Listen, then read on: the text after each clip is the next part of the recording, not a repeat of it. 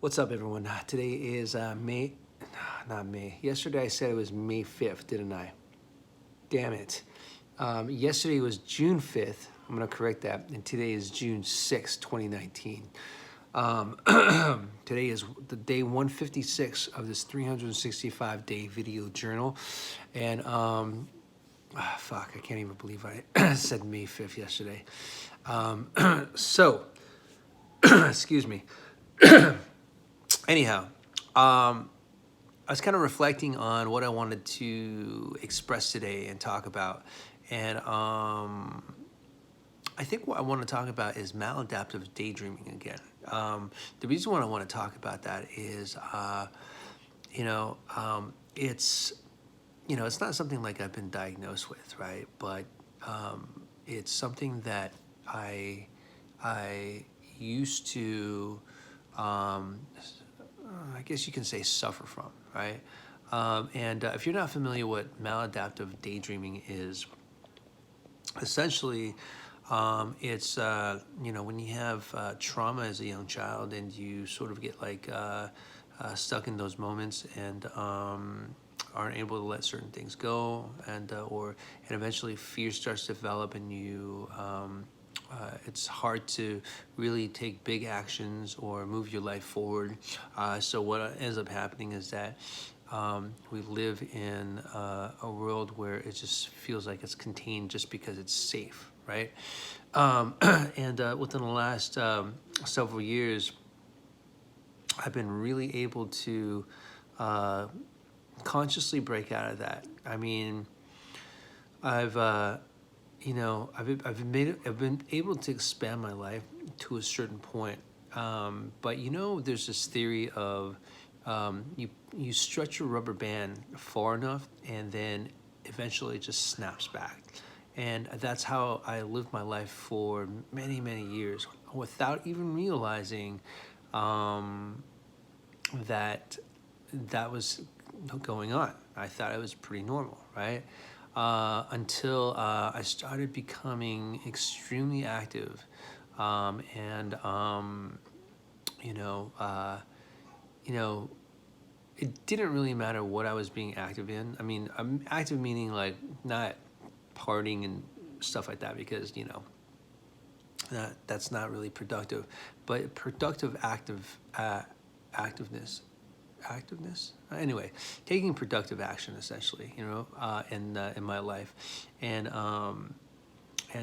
just expanding my life in all different areas.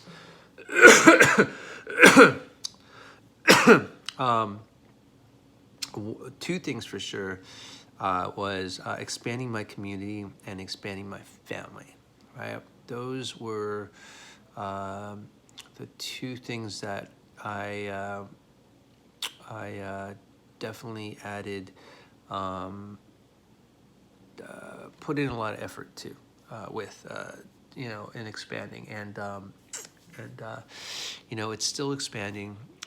Right now, it's I'm at this point with my community and my family where I'm growing within myself as a dad, right? And also as a very active participant in my Buddhist community, right?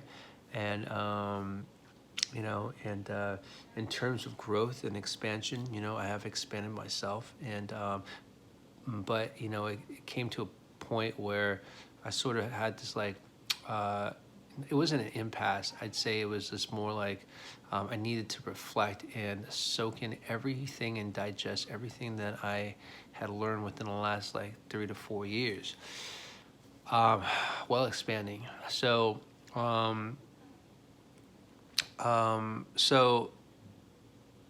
it wasn't easy, to say the least. It wasn't easy to expand because the biggest thing that I was battling, I guess, was my own fundamental darkness, which is my own negativity, my own doubt, fears, and those are the hardest things to battle. Breaking out of our own environment you know, you can't do it by yourself.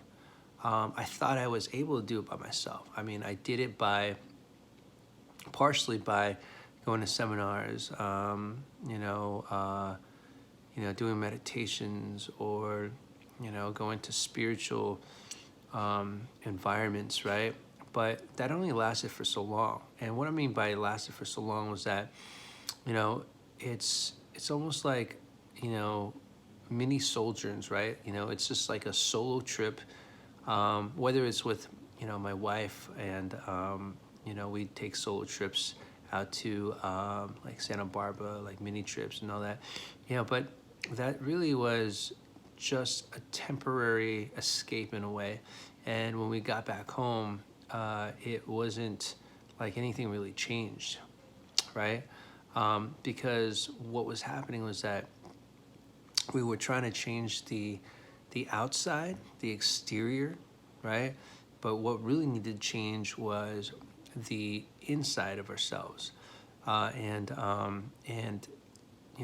although I was doing a lot of self-improvement stuff, and it wasn't a constant thing, right? So for me, what's worked, and it might not work for everyone, but for me, I'm just sharing this because it's something that has worked for me, and I'm still practicing, and I'm seeing so much benefit in my life, and really breaking through my own personal boundaries and barriers. And there's a lot of self-reflection. I used to self-reflect a lot, but doing this Buddhist practice has helped me self-reflect in a much more productive way. So I've been, I've said this in many other videos, but I've been practicing SGI's Nichiren Buddhism, right? And chanting Nam Myoho Renge Kyo, and doing a lot of activities, and also being a dad has been extremely life expanding. So doing all this, has helped me get outside of myself. And I think that's the biggest thing, is to really own up and admit that, that I needed to really see and dig deep down inside of myself, and learn to take responsibility of my own life. And that's something that I didn't really value as much, and I'm still learning to value my own life in different areas. Health-wise, I expanded out of. I've expanded myself in health, pretty progressively. I used to weigh 225 pounds, overweight, and I lost a lot. Excuse me. Pardon me. I lost a lot of weight, and that was due to the my own desire to really just want to lose weight. But I also fell back into a trap of alcoholism, doing drugs, and that was a part of escape too. That all comes back down to taking those mini vacations, right? So for me, alcohol and doing drugs were those mini vacations, because I didn't really want to face myself. I didn't want to deal with myself. So going back to maladaptive daydreaming and breaking through and overcoming, for me, what really helped was to face my own fears. That's the first step. The second step was to do something that I really loved, something productive, something that, can help somebody, right? And take that action, right? And what I mean by help somebody, I mean on a consistent basis. It's not just a one-time thing, but help somebody with something productive, like maybe go volunteer, right? Volunteering is one of the best ways to get ourselves out of being a maladaptive daydreamer, because that also creates a community. That also gets us outside of ourselves, and we are, being useful in this world, right? So those are the two steps. The another step that really helped was I stopped. I stopped doing alcohol. I stopped drinking. I stopped doing the drugs. I mean, occasionally now, after a good period of time, I'll have like a pint of beer or maybe a glass of wine, but that's it. I mean, I don't really drink too much anymore, so I stopped everything that shifted my mood, because here's the thing: your mood really affects how you think, and if I'm always drunk, or I'm always like, high on something, it's gonna shift my mood a lot, right? And it's gonna, essentially my mood really dictates how I feel. So if I'm feeling moody, that's not gonna help with maladaptive, breaking through as a maladaptive daydreamer. So those are three things. There's several other things that I'll kind of state later in the future, but those are the first three things. The first thing is to face our own fears and acknowledge it. It's not like we're gonna put it down, but it just acknowledge that what we're going through is pretty intense, and whatever fears we're going through, acknowledge it. Right, like taking responsibility for it, essentially. The second thing is volunteer, get out to the community, do something productive, do something of value. And the third thing is stop drinking doing drugs, and stop, intaking things that disturb your mood. Right? There's this thing where. This is saying where we're all born to be happy. It's just in our environment that has created certain things in our lives that are obstacles to that. And now that we're at a certain point in our lives, we've got to battle those and shift it and change the karma, right? So, yeah, those three things I would highly suggest. For any maladaptive daydreamer out there, and hopefully that helps. Do it every day. Do something every day, productive. Do something productive every day, and don't stop. Find a community that will support you. Doesn't matter. I mean, it doesn't have to be Nichiren Buddhism. That's what resonated with me. You don't have to chant Nam Myoho Renge Kyo. But chanting Nam Myoho Renge Kyo, for me, I connected with that.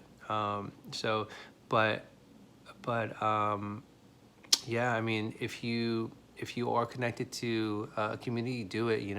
If you need to find an SGI center, Google the closest SGI center to you. But essentially, it's really about creating, having passion and action, good-hearted action, and moving towards and breaking through our own, barriers in our mind, essentially. So again, I hope that that that'll be something that anyone that's watching will implement into their lives. I'm gonna have more on this. I'll start to think about like how I personally broke through, because I realized in this lifetime, there's a lot of people out there that are maladaptive daydreamers, and I just hope this is something that can help you, right? So, well, that's it for today. I have other videos on Maladaptive Daydreamer, but this is the most recent. So, obviously I've given a lot of thought about, this last several months. So, that's pretty much it. Anyhow, let's win together. Let's win today. Tomorrow is going to be an amazing day. This week has been an amazing week. Next week is going to be even better. And this month is going to be blasting all the way through with so much amazingness and joy. So that's it. I'll talk to you guys soon. Thank you so much. And see ya. Bye.